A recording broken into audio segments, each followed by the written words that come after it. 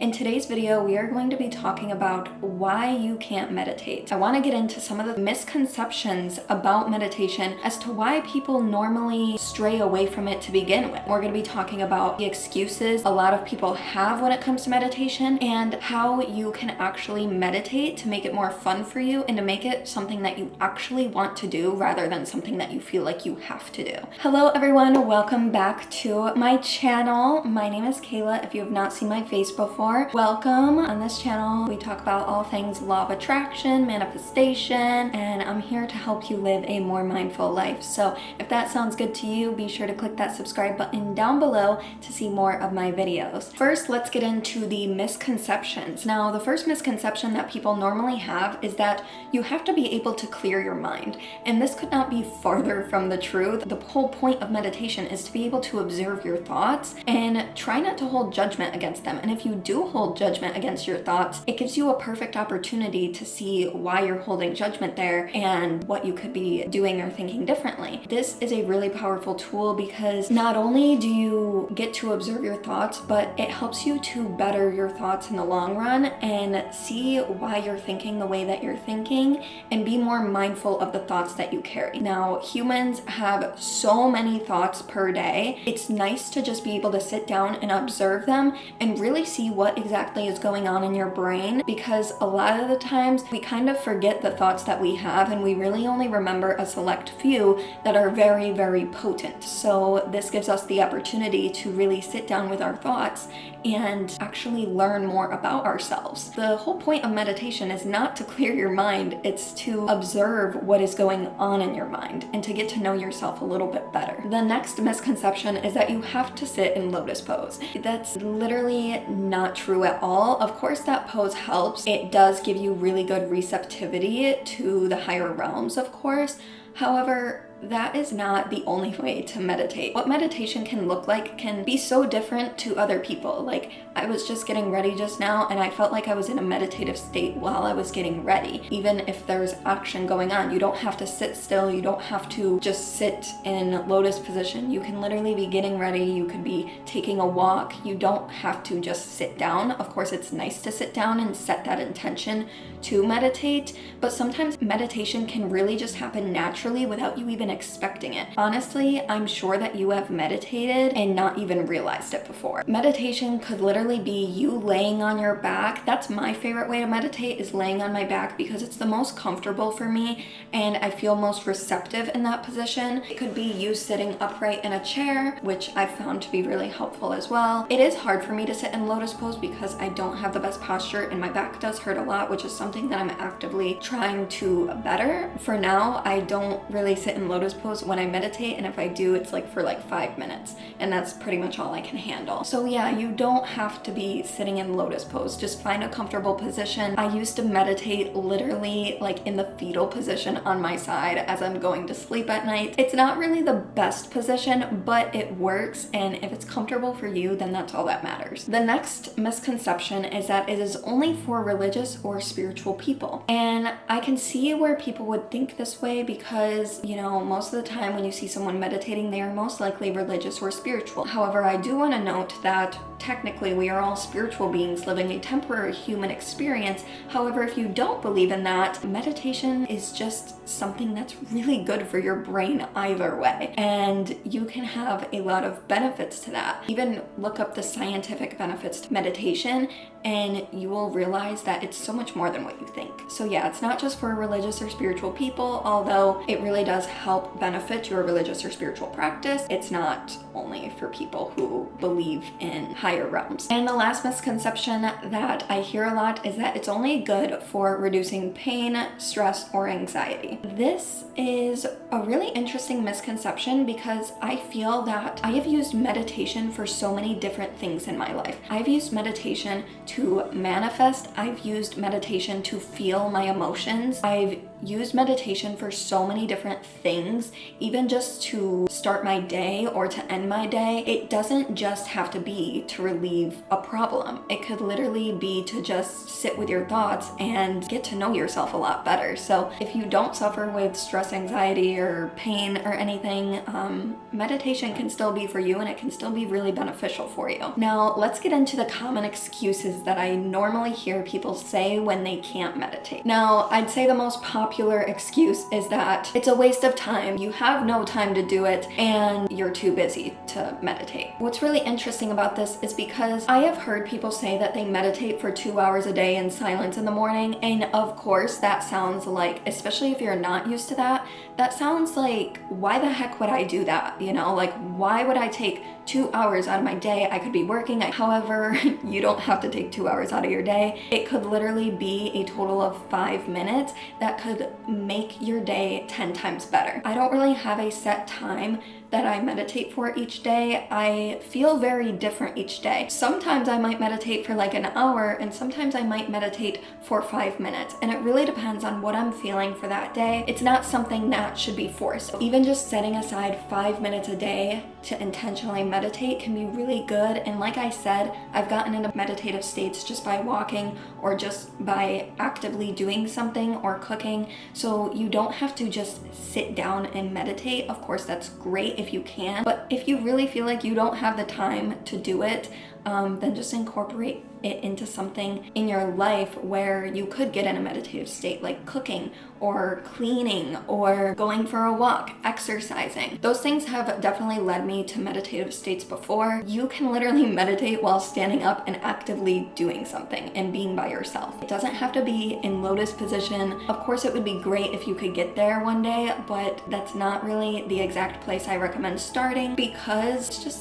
not common for the average person to be doing that. And I recommend, if you're gonna start, then to slowly integrate it into your life. That way you don't feel too overwhelmed, because meditation is definitely not something to be overwhelmed about. Another excuse I've heard people say is that they've tried it once and they're just not good at it. And to this I say, if you have never played basketball in your life and you've tried it once and you weren't good at it, does that mean that you're just not good at it? Or does that mean that you just need to practice to feel good at it? And that's something to also look into while you're meditating, is why don't you feel good at it? It really is just about observing your thoughts. And I'd say if you're able to do that, if you're able to say, oh, this is what I have to do today and this and that, and just like get in a mindset of observing your thoughts rather than being so mumble jumble in your brain, literally just observing them and seeing what's going on in there, then I'd say you're pretty good at meditating. It's not that hard, and you have to keep in mind that meditation is a practice. There are not competitions for like meditation. Like, it's not a sport, it's literally a practice. So keep in mind that some days you're gonna be better at it than others, and then another day you're gonna be like, oh, why can't I meditate today? So like, it really just depends on the day. It depends on how you're feeling. It's really important to just not judge yourself about it, because again, it's a practice. I mean, I guess you could strive to master it, but I've never looked at it that way. Don't be too competitive with yourself, because you are literally like not competing with a single soul or thing when you're meditating. Okay, a really popular excuse I've heard people say is that they cannot focus and they're too ADHD to sit down and meditate. And to this I say, you are the perfect person to meditate, because if anybody needs to meditate, it's you. I have ADHD, I have focus issues, and meditation has helped me a lot with that. This is a really common misconception that, again, like, people feel like they have to clear their minds and they have to not think thoughts, and that's just not humanly possible. Of course, we're going to think things. Meditation, especially if you're ADHD or you just have focus issues, it can really help you slow it down to where you are able to observe your thoughts and not be so overwhelmed by them. And of course, you may feel overwhelmed at first when you're sitting there and you have so many thoughts in your brain, but it really is so beneficial to just sit there, see your thoughts, and just observe what's going on. Most likely, you really just need to give yourself the time to see what's going on in your brain, because so many things are happening at once every day. There's no such thing as you can't focus on meditating, because literally all there is to do is observe. You don't even really have to focus, if that makes sense. You just sit there and observe. And I guess you could say that you need to focus to observe, but I don't think so. I think you just sit there and you just see what's going on. And if you have judgment towards those thoughts, or if you have opinions or feelings, then observe those opinions and feelings. I would say the wrong way would be to sit there and really like try to clear your mind.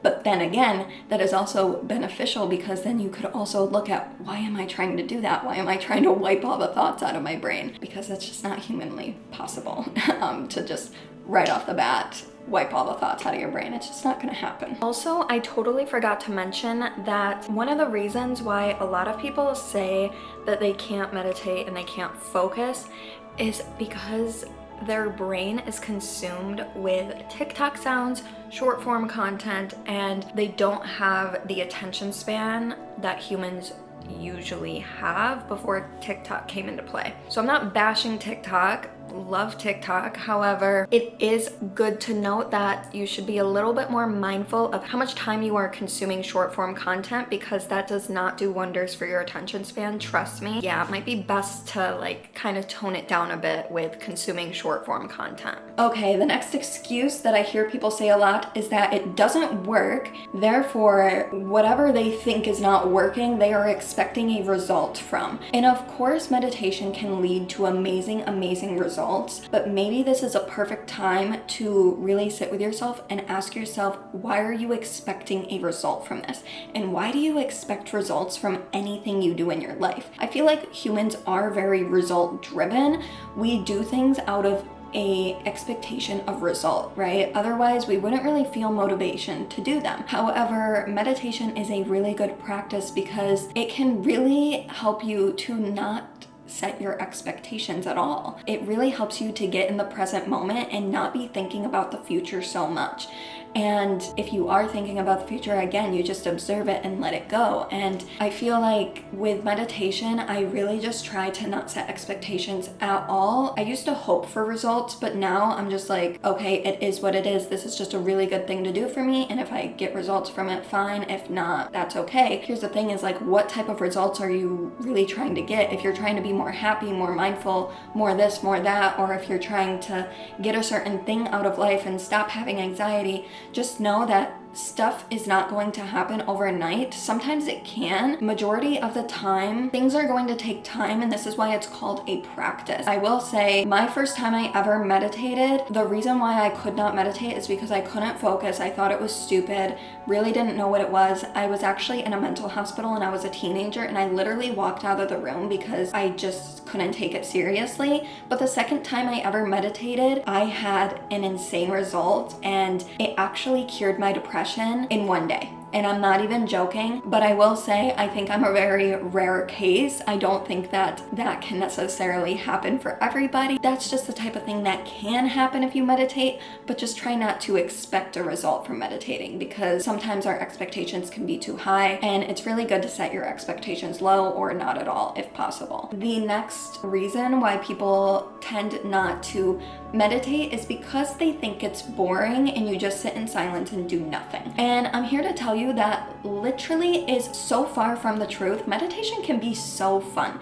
There's so many different ways to meditate and different ways to also get into meditation. So if you're not the type of person to just be able to sit down and observe your thoughts, there's different ways to be able to get into a meditative state. Like I said, getting ready in the morning, or even dancing, or exercising, or cooking. These are all things that can help you really get in a meditative state and then be able to meditate maybe afterwards and set the intention to sit down and meditate. Two great ways I'm going to talk about of how to get into a meditative state if you find it hard to is yoga practice and breath work. With yoga, this is something that really helps you to move your body, and by moving your body, it really helps you to tap into those meditative states as well. And especially if you have a really good instructor that can instruct you through that. You can find free videos on YouTube for this, or you can go to a class. And with breath work, depending on the breath work, because would not recommend like something such as like a trauma release or somatic release breath work, would not recommend that for getting into meditative states. There is a breath work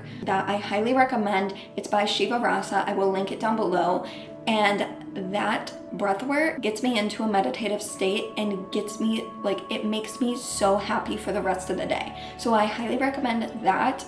Again, I'll leave it linked down below. Going off of this is there are different ways to meditate. You just have to find what works best for you. Everybody is so different. The way that I meditate might not be the way that you like to meditate. And the way that somebody else likes to meditate, again, might not be the way that you are able to meditate. And it's good to try different forms of meditation to figure out what really works best for you. And what works best for you now might not work best for you in a year from now. You might shift into something different.